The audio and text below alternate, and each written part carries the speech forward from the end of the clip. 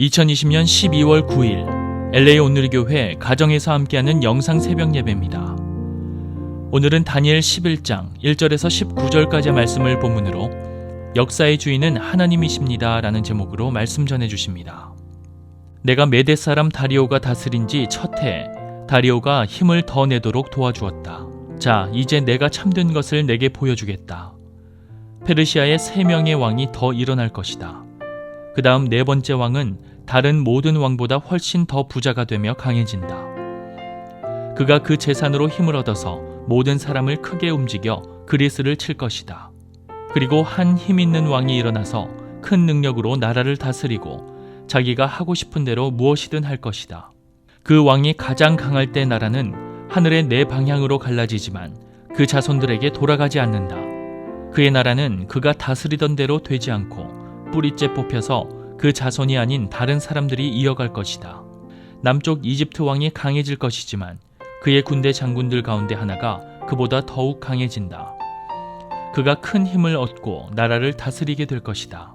몇 년 후에 그들은 동맹 관계가 될 것이다. 남쪽 왕의 공주가 평화 조약을 맺기 위해 북쪽 왕에게 갈 것이다.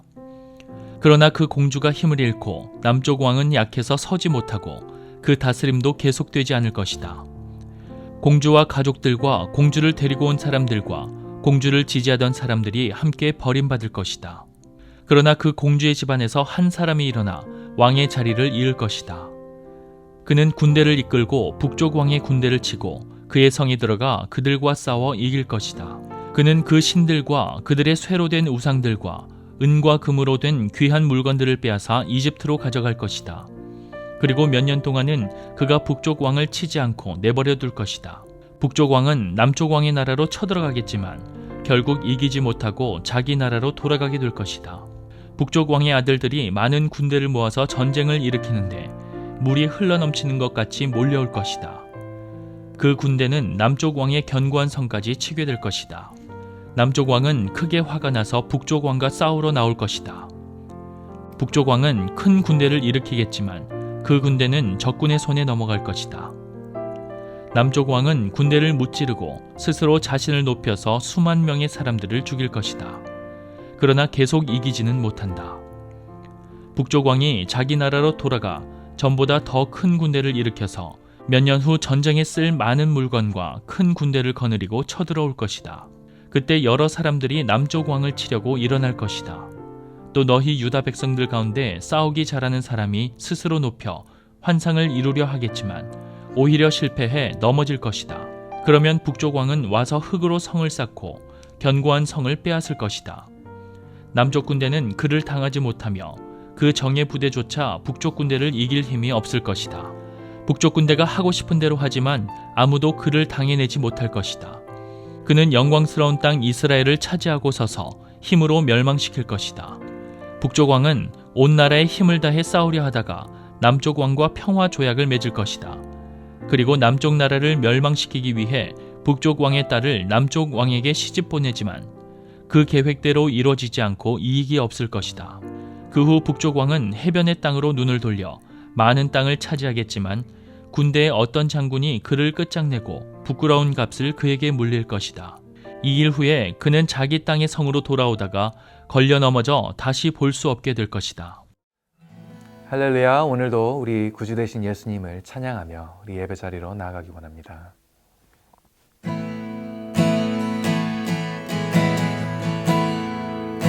내 구주, 내 구주 예수님, 주 같은 분 없네. 내 평생에 찬양하리 놀라운 주의 사랑. 위로자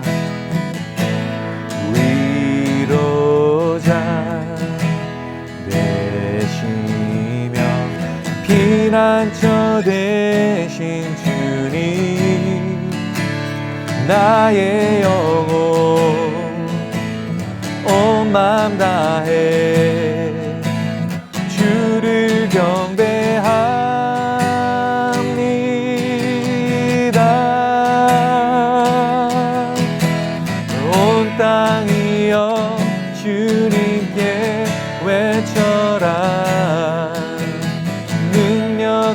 위엄의 왕 되신 주 산과 바다 소리쳐 주의 이름을 높이리 주 행할 일 기뻐 노래하며 영원히 주님을 사랑하리라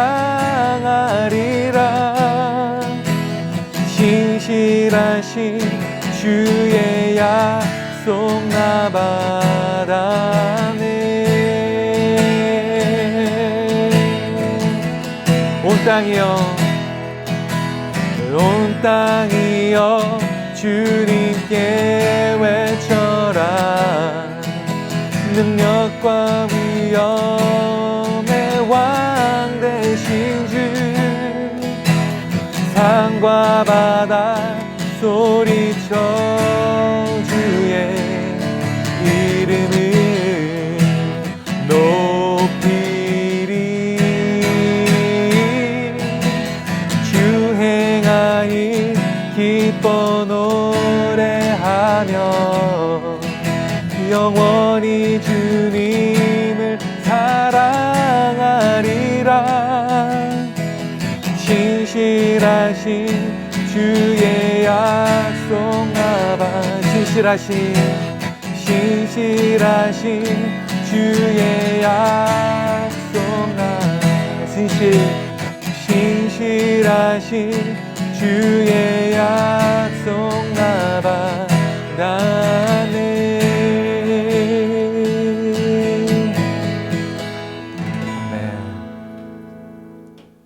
할렐루야. 12월 9일 수요일입니다. 오늘도 하나님의 큰 뜻이 우리의 삶에 이루어지기를 예수님 이름으로 축복합니다. 역사에는 수많은 예언과 계시들이 있었습니다. 그런데 그 많은 예언과 계시가 정말 얼마나 이루어졌는가 저는 종종 궁금증을 가져봅니다. 자, 하나님의 말씀에 관해서는 어떨까요? 오늘 다니엘 11장에 나오는 내용은 다니엘이 보았던 환상의 시점으로부터 출발해서 약 200년 내지 370년 후에 일어날 일들의 내용이었습니다.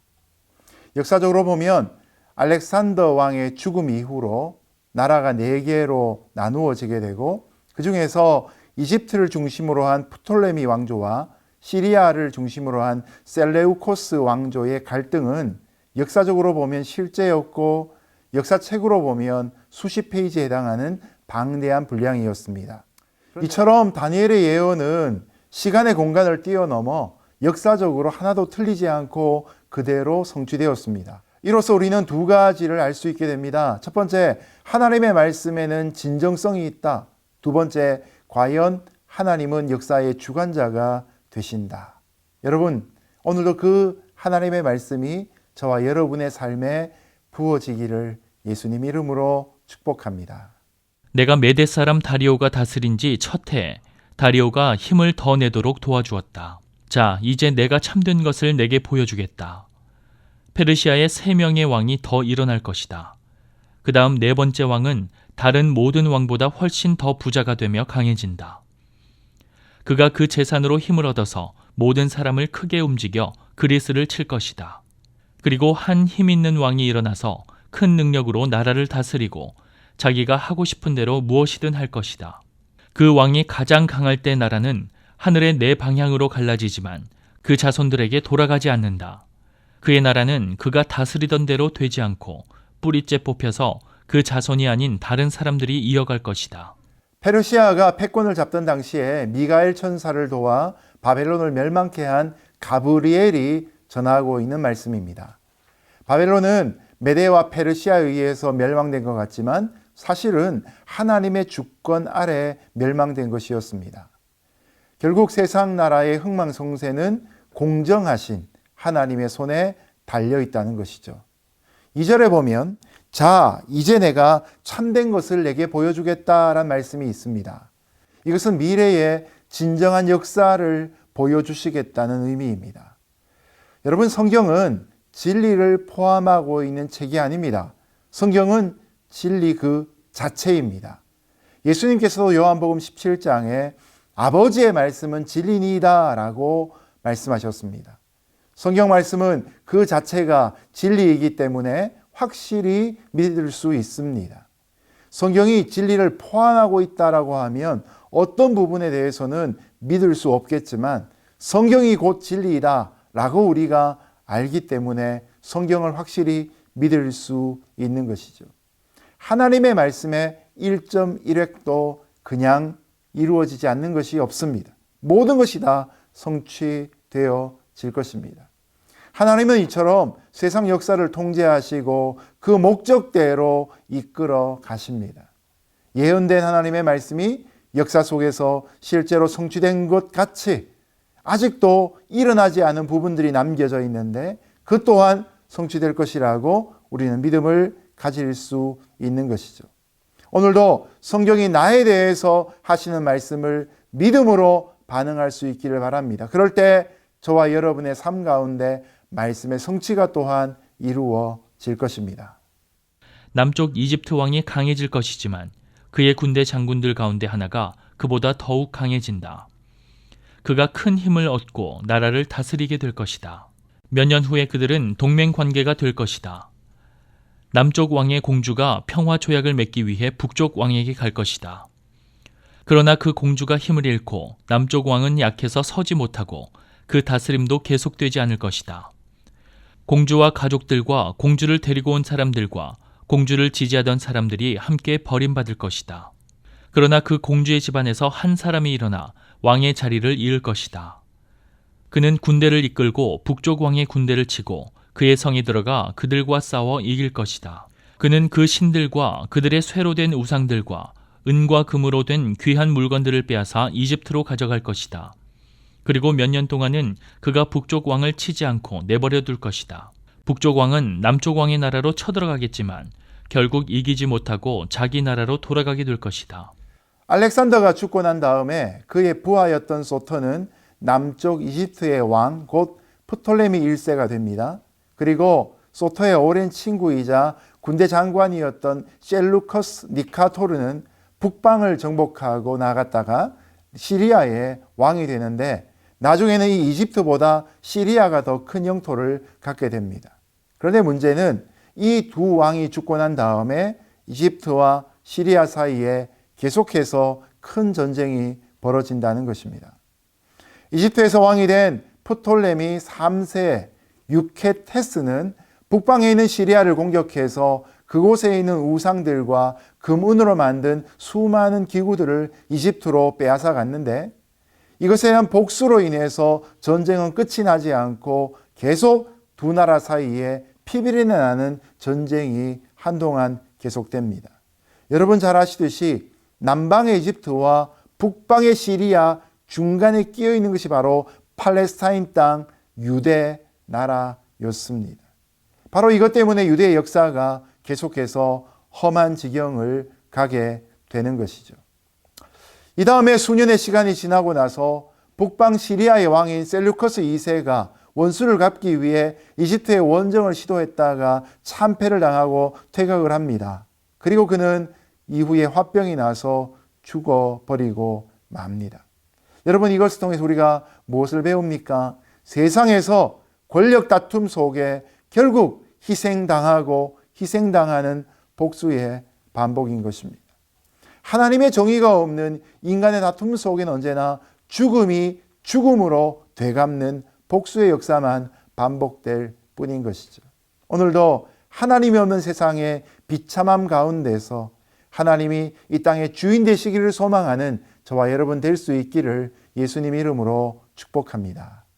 북쪽 왕의 아들들이 많은 군대를 모아서 전쟁을 일으키는데 물이 흘러넘치는 것 같이 몰려올 것이다. 그 군대는 남쪽 왕의 견고한 성까지 치게 될 것이다. 남쪽 왕은 크게 화가 나서 북쪽 왕과 싸우러 나올 것이다. 북쪽 왕은 큰 군대를 일으키겠지만 그 군대는 적군의 손에 넘어갈 것이다. 남쪽 왕은 군대를 무찌르고 스스로 자신을 높여서 수만 명의 사람들을 죽일 것이다. 그러나 계속 이기지는 못한다. 북쪽 왕이었던 안티오커스 3세는 이집트 왕에게 원수를 갚기 위해 먼저 팔레스타인을 침공해서 빼앗습니다.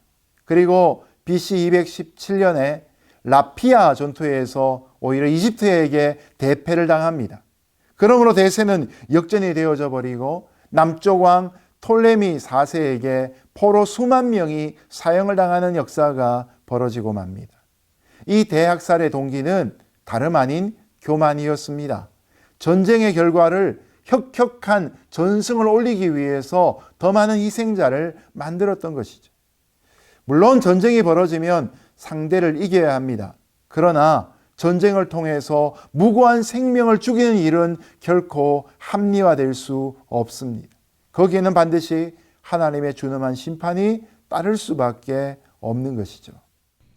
북쪽 왕이 자기 나라로 돌아가 전보다 더 큰 군대를 일으켜서 몇 년 후 전쟁에 쓸 많은 물건과 큰 군대를 거느리고 쳐들어올 것이다. 그때 여러 사람들이 남쪽 왕을 치려고 일어날 것이다. 또 너희 유다 백성들 가운데 싸우기 잘하는 사람이 스스로 높여 환상을 이루려 하겠지만 오히려 실패해 넘어질 것이다. 그러면 북쪽 왕은 와서 흙으로 성을 쌓고 견고한 성을 빼앗을 것이다. 남쪽 군대는 그를 당하지 못하며 그 정예 부대조차 북쪽 군대를 이길 힘이 없을 것이다. 북쪽 군대가 하고 싶은 대로 하지만 아무도 그를 당해내지 못할 것이다. 그는 영광스러운 땅 이스라엘을 차지하고 서서 힘으로 멸망시킬 것이다. 패전한 북쪽의 왕이었던 안티오코스 3세는 자기 나라 시리아로 돌아가서 15년 동안 이를 갈며 복수를 준비합니다. 그리고 마침내 이집트를 공격합니다. 이때 이집트의 왕은 어린 나이에 프톨레미 5세였는데 그만 시리아의 공격을 받기도 전에 이집트 내부에서 반란이 일어납니다. 안티오코스 3세는 마게도냐의 필립 왕과 동맹을 맺어 이집트를 공격하기 시작합니다. 당시에 이스라엘은 이집트의 지배 아래에 있었기 때문에 독립을 위해서 북쪽 시리아의 왕인 안티오코스 3세와 손을 잡아야 되겠다고 판단을 했습니다. 이것 때문에 이 이스라엘의 지도부는 이제 유대 나라가 거의 독립할 것이다라고 확신을 했던 것 같습니다. 하지만 안티오코스 3세가 일단 팔레스타인, 이 이스라엘 땅을 손에 안에 넣고 나서는 결코 이 유대 나라를 해방시켜 주지 않았습니다. 이집트에게서 해방을 꿈꾸던 이스라엘이 시리아와 편을 먹고 자기들이 유익을 누릴 것이라고 기대했는데 결과적으로 주인만 시리아로 바뀌어버리게 된 것입니다. 그런데 역사의 아이러니는 주인이 바뀌어진 것으로 끝나는 것이 아니라 이제 주인이 된 시리아가 엄청난 재난과 살육과 종교적인 박해를 이스라엘 땅 가운데 더하였다는 것입니다. 강한 자의 편에 서서 덕을 좀 보려고 했는데 하나님이 기뻐하지 않으신 것이죠. 이스라엘 땅이 그것을 모르는 우매함 가운데 있었던 것입니다. 우리는 여기에서 우리의 비전의 정당성을 한번 되새겨 볼 필요가 있습니다. 여러분, 비전을 세상의 힘으로 이루려고 할 때 하나님은 도외시 되어집니다. 그러면 결코 그 결과가 아름답지 않습니다. 하나님이 역사하실 때 우리는 진정한 자유와 해방과 승리를 누릴 수 있는 것이죠. 잔머리를 굴려 상황을 모면하기 위한 인간의 술수가 아니라 하나님의 지혜를 의지할 수 있는, 그래서 영원한 하나님의 통치 가운데 진정한 자유를 누리는 저와 여러분 되시기를 예수님 이름으로 축복합니다. 북쪽 왕은 온 나라에 힘을 다해 싸우려 하다가 남쪽 왕과 평화 조약을 맺을 것이다. 그리고 남쪽 나라를 멸망시키기 위해 북쪽 왕의 딸을 남쪽 왕에게 시집 보내지만 그 계획대로 이루어지지 않고 이익이 없을 것이다. 그 후 북쪽 왕은 해변의 땅으로 눈을 돌려 많은 땅을 차지하겠지만 군대의 어떤 장군이 그를 끝장내고 부끄러운 값을 그에게 물릴 것이다. 이 일 후에 그는 자기 땅의 성으로 돌아오다가 걸려 넘어져 다시 볼 수 없게 될 것이다. 시리아의 안티오코스 3세가 팔레스타인을 넘어서 이제 이집트를 치려고 할 때 이집트는 또 다른 강대국과 손을 잡으려고 시도합니다. 이때는 신흥 로마 제국이 꿈틀거리고 있던 시대였기 때문에 이집트는 로마와 동맹을 맺습니다. 그랬더니 시리아의 안티오코스 3세가 계획을 바꾸어서 이집트와 평화 모드를 만들어가기 시작합니다. 여러분, 세상 정치가들이 평화를 만들기 위해 제일 먼저 하는 일은 바로 정략 결혼입니다. 안티오코스 3세가 어린 자기의 딸을 이 이집트의 프톨레미 5세와 정략 결혼을 시키는데 바로 이 딸이 클레오파트라였습니다. 시리아의 공주였던 클레오파트라가 이집트에 시집을 가서 프톨레미 5세의 왕비가 됩니다. 그런데 문제는 클레오파트라가 이집트의 왕비가 되고 난 다음에 아버지의 편을 드는 것이 아니라 자기 남편의 편에 서기 시작합니다. 더 이상 시리아를 위한 것이 아니라 이집트를 위해서 일하기 시작하는 것이죠. 그래서 결국 로마를 부추겨서 로마가 시리아를 공격하게 만들었던 것입니다. 일순간에 아버지였던 안티오코스 3세의 계획이 무산되어지고 시리아가 치명타를 받게 되어집니다. 그 다음에 안티오코스 4세가 BC 190년에 마그네시아에서 로마와 싸워 결국 패전하고 배상금을 지불하기 위해 자기 땅으로 돌아와 모든 신전들의 귀중품들을 약탈하고 내어주다가 결국 또 살해를 당하는 일이 시리아에 일어납니다. 여러분, 야심을 채우기 위해 어린 딸을 이용했던 비정한 아버지와 그의 나라의 역사는 이처럼 비정하게 끝날 수밖에 없는 것입니다. 영적으로 거룩한 것을 심으면 하나님의 생명을 거두게 됩니다. 그러나 인간의 욕망을 심으면 그곳에는 썩어진 것을 거둘 수밖에 없는 것이죠. 오늘도 사람을 믿고 멸망당하는 것이 아니라 하나님을 믿고 일어설 수 있는 저와 여러분 되시기를 예수님 이름으로 축복합니다. 이제 말씀을 맺겠습니다. 우리는 성경을 공부하면서도 동시에 역사를 공부할 필요가 있습니다. 왜냐? 역사는 살아계신 하나님의 진리가 이루어지는 터전이 되기 때문입니다. 역사의 귀중한 깨달음이 무엇입니까? 때가 되면 세상의 통치는 힘을 잃어버린다는 사실입니다. 제국은 영원하지 않다는 것이죠. 그러나 하나님의 나라는 다릅니다. 예수님의 초림으로 인해서 시작된 하나님의 나라는 역사 속에 점점점 발전하다가 주님의 재림으로 인해 마침내 완성되어질 것입니다. 그리고 주님의 편에 섰던 저와 여러분은 예수님과 함께 영원히 왕노릇할 것입니다. 오늘도 세상 역사 가운데서 영원한 하나님의 역사를 써내려가는 저와 여러분 되시기를 주님 이름으로 축복합니다. 기도하겠습니다. 고맙고 감사하신 하나님 아버지, 역사의 시작은 하나님으로부터 시작해서 하나님으로부터 마침을 깨닫습니다. 역사의 주인 되신 주님과 함께 이 땅에서 나의 소박한 삶이지만 역사의 주인공으로 쓰임받는 우리 모든 성도 되게 하여 주옵소서. 예수님 이름으로 기도드렸습니다. 아멘.